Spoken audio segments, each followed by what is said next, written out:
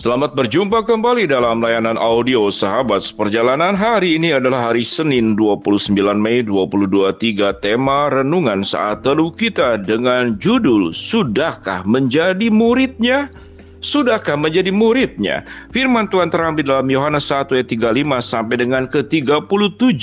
Pada keesokan harinya Yohanes berdiri di situ pula dengan dua orang muridnya. Dan ketika ia melihat Yesus lewat, ia berkata, "Lihatlah anak domba Allah." Kedua murid itu mendengar apa yang dikatakannya itu, lalu mereka pergi mengikut Yesus. Mari kita berdoa. Bapa yang di dalam sorga, kami ingin belajar tidak hanya percaya kepada Tuhan, namun kami menjadi muridnya Tuhan dalam kehidupan kami. Dalam nama Tuhan Yesus kami berdoa, amin. Shalom sahabat seperjalanan yang dikasihi Tuhan. Apa bedanya antara percaya dan menjadi murid? Kalau percaya itu sama dengan kepada orang-orang yang sekolah. Waktu ditanya, percayakah engkau bahwa pendidikan itu penting? Percayakah engkau bahwa pendidikan itu akan menolong kita mencapai masa depan? Dan dia mengatakan percaya. Percayakah bahwa sekolah itu akan membuat kita semakin pandai, semakin berkarakter, semakin berilmu, bahkan semakin beriman? Apakah engkau percaya? Maka dia percaya. Tapi maukah engkau masuk ke dalam dunia pendidikan, masuk dalam sekolah, mengikuti semua pelajaran yang diberikan? Engkau taat, engkau tidak melanggar, mengikuti dan melakukan semua pekerjaan rumah yang harus diselesaikan dan mengikuti ujian, tidak melanggar peraturan-peraturan sekolah? Maka ini jawabannya menjadi jawaban yang tidak mudah. Ini proses menjadi murid. Dan sewaktu seseorang kemudian siap, saya bersedia menjadi murid, maka kita pun akan menemukan berbagai macam tipikal murid. Ada murid yang malas, ada murid yang rajin, ada murid yang ingin mendapatkan hasil yang baik dengan cara menyontek, tidak mau bekerja keras. Demikian juga, sewaktu kita dipanggil oleh Tuhan, kita percaya kepada Tuhan, rasanya semua orang percaya. Tetapi sewaktu Tuhan mengatakan, "Aku memanggil engkau menjadi murid." Dan kita bertemu di dalam Yohanes pasal 1, ayat 35 dan seterusnya. Disinilah disebut dengan murid-murid yang pertama. Dan kemudian diikuti oleh murid-murid yang lain. Siapa saja murid Yesus dari ke-12 murid Yesus? Yaitu Petrus, Yohanes, Filipus, Bartolomeus, Thomas, Matius, ada Yakobus anak Zebedeus, ada Yakobus anak Alfeus, ada Tadeus, ada Simon orang Zelot, dan ada Yudas Iskariot. Sewaktu kita melihat ke-12 murid ini, kita akan bertemu dengan berbagai macam-macam murid. Sewaktu kita masuk dalam tahapan mau saya digembleng, dididik oleh Tuhan, diperlengkapi menjadi muridnya, maka kita bertemu dengan berbagai macam tipikal murid. Ada tipikal murid yang banyak bicara tapi akhirnya menyangkal Yesus. Ada murid yang seakan-akan peduli kepada orang miskin, menjadi bendaharanya Yesus, tapi dia menjadi pencuri. Ada murid yang tidak banyak bicara tapi setia sampai Yesus disalibkan. Murid ini mendampingi Yesus di bawah kaki salibnya, yaitu Yohanes. Ada murid-murid yang lain yang memang tidak ada persoalan, dia kerjakan saja apa yang menjadi bagian-bagiannya.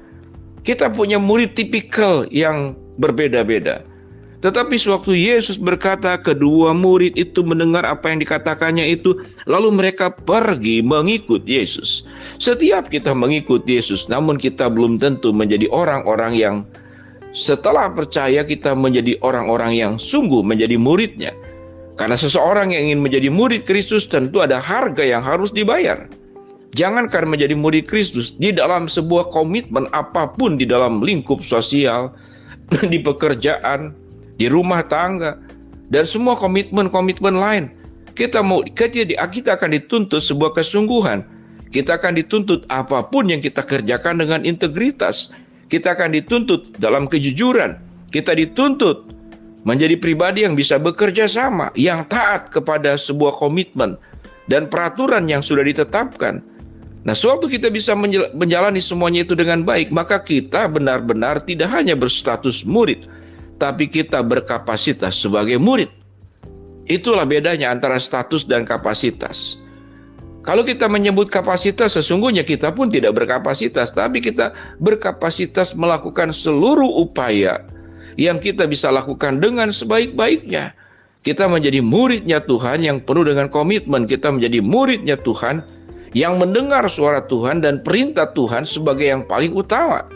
Kita tidak akan membantah apa yang diperintahkan oleh Yesus. Karena apa yang diperintahkan oleh Yesus adalah benar, ya, sempurna. Tidak perlu dikoreksi lagi.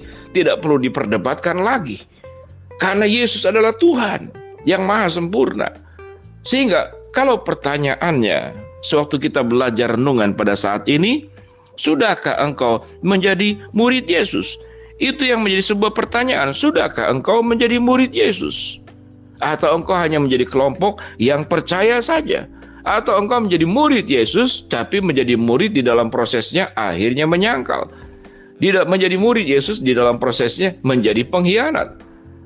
Di dalam menjadi murid Yesus, di dalam prosesnya kita menjadi murid yang setia, seperti Yohanes.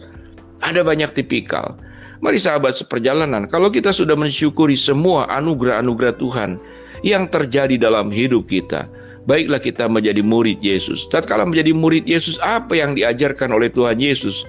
Kalau kita rangkumkan sederhana sekali. Biarlah kita mengasihi Tuhan dengan segenap hati, dengan segenap jiwa, dengan segenap akal budi, dengan segenap kekuatan. Dan kita mengasihi manusia seperti dirimu sendiri.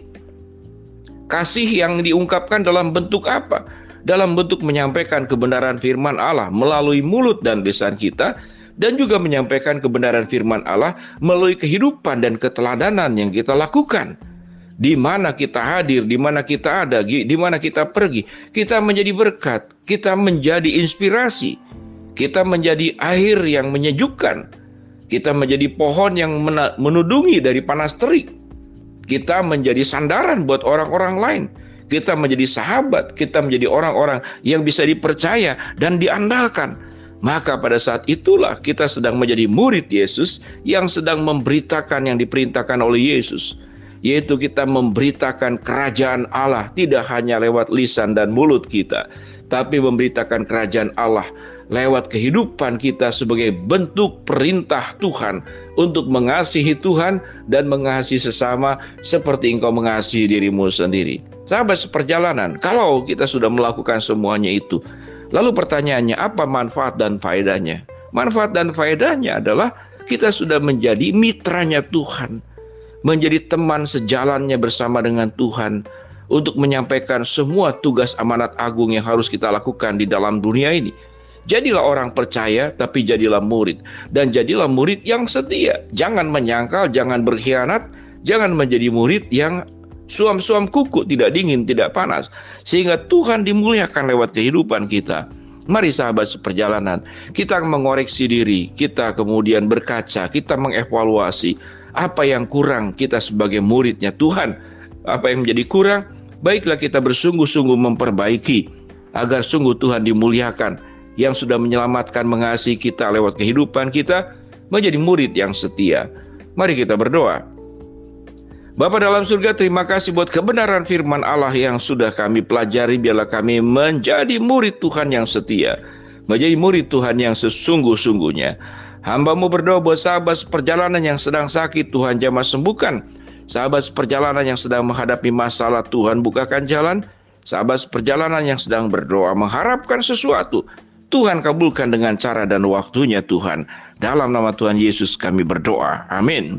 Shalom sahabat seperjalanan. Jangan hanya jadi orang percaya, tapi jadilah murid. Tapi jangan jadi murid yang menyangkal, yang berkhianat, tapi jadilah murid yang setia sampai kita bertemu dengan Tuhan. Tuhan memberkati kita semua. Amin.